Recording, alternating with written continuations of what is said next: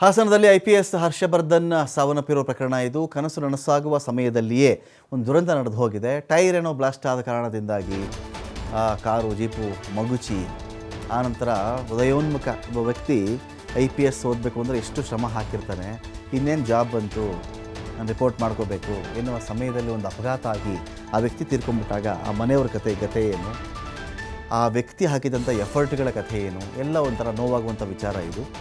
ಕನಸು ನನಸಾಗುವ ಹಂತದಲ್ಲಿಯೇ ದುರಂತ ಸಾವು ಸಂಭವಿಸಿದೆ. ಇಲ್ಲಿ ಪೊಲೀಸ್ ವಾಹನಗಳ ಗುಣಮಟ್ಟನೇ ಸರಿ ಇಲ್ವ? ಹಾಗಾದರೆ ಅಪಘಾತವಾದಂಥ ಜೀಪ್ನಲ್ಲಿ ಒಂದೇ ಒಂದು ಕಡೆ ಮಾತ್ರ ಏರ್ ಬ್ಯಾಗ್ ಇತ್ತು, ಒಂದು ಕಡೆ ಏರ್ ಬ್ಯಾಗ್ ಇದ್ದರೂ ಓಪನ್ ಆಗಿಲ್ಲ. ಪ್ರೊಬೆಷನರಿ IPS ಅಧಿಕಾರಿ ಕುಳಿತಿದ್ದ ಕಡೆಯಲ್ಲಿ ಏರ್ ಬ್ಯಾಗೇ ಇರಲಿಲ್ಲ. ಅಟ್ಲೀಸ್ಟ್ ಆ ಏರ್ ಬ್ಯಾಗ್ ಇದ್ದು ಅದು ಓಪನ್ ಆಗಿದ್ದರೆ ಆ ಏರ್ ಬ್ಯಾಗ್ ಮೇಲೆ ಈ ವ್ಯಕ್ತಿ ಬೀಳ್ತಾ ಇದ್ರು ಅಂತ. ಆವಾಗ ಏನು ದೊಡ್ಡ ಪೆಟ್ಟಾಗ್ತಿರಲಿಲ್ಲ ಅಂತ.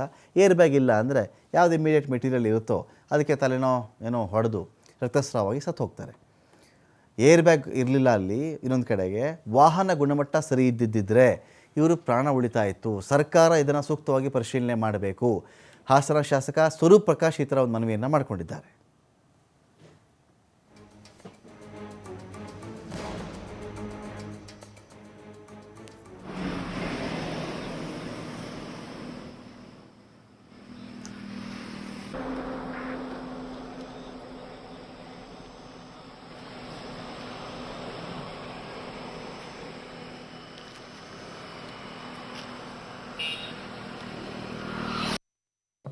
ಪ್ರೊಬೆಷನರಿ IPS ಅಂತ ಹರ್ಷವರ್ಧನ್ ಅವರು ಈಗಲೇ ಕೇಳ್ಪಟ್ಟಿದ್ದು ಮಧ್ಯಪ್ರದೇಶ ಮೂಲತಃ ಅಂತ. ಅವರು ಏನು ನಿನ್ನೆ ಮೈಸೂರಿಂದ ನಮ್ಮ ಹಾಸನ ಜಿಲ್ಲೆಗೆ ಅವರು ಪ್ರೊಬೆಷನರಿಯಾಗಿ ಆಗಮಿಸ್ತಾ ಇದ್ರು.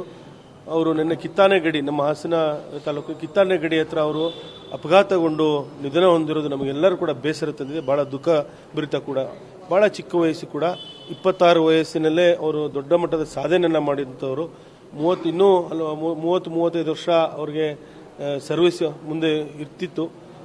ಎಲ್ಲೋ ಒಂದು ಕಡೆ ದೊಡ್ಡ ಮಟ್ಟದ ಒಂದು ಅಧಿಕಾರನ ಕೂಡ ಅವರು ಮುಂದೆ ಅವರು ತಗೊತಾ ಇದ್ರು.